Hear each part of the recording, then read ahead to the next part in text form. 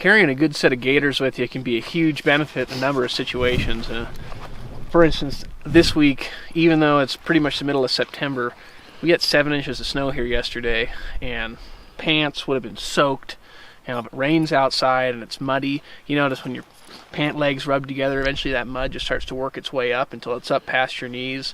So I always try to keep a lightweight pair of gaiters at least in my gear kit so I can pull them out if the conditions require me to wear the gaiters.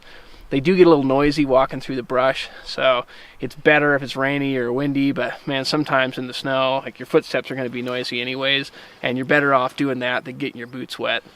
So definitely something that I've noticed this week. You can see in my right hand here, this is my gaiter, and in my left hand, this is Zach's gaiter.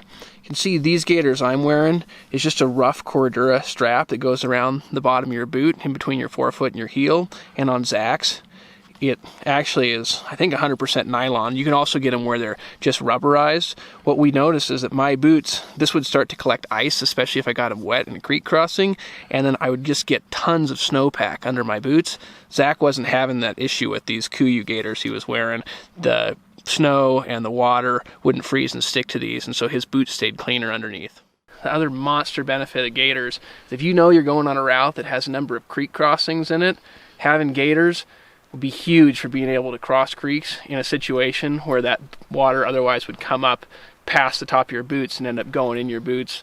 You know, we typically like to wear shorter boots, and wearing shorter boots, you really, if you got a 10-inch boot on, you can get through quite a creek crossing without getting water down your boots. But if you're wearing a 6-inch boot, especially for these early season hunts, you're going to need gaiters that come up to your knees to be able to go through some of that deeper water.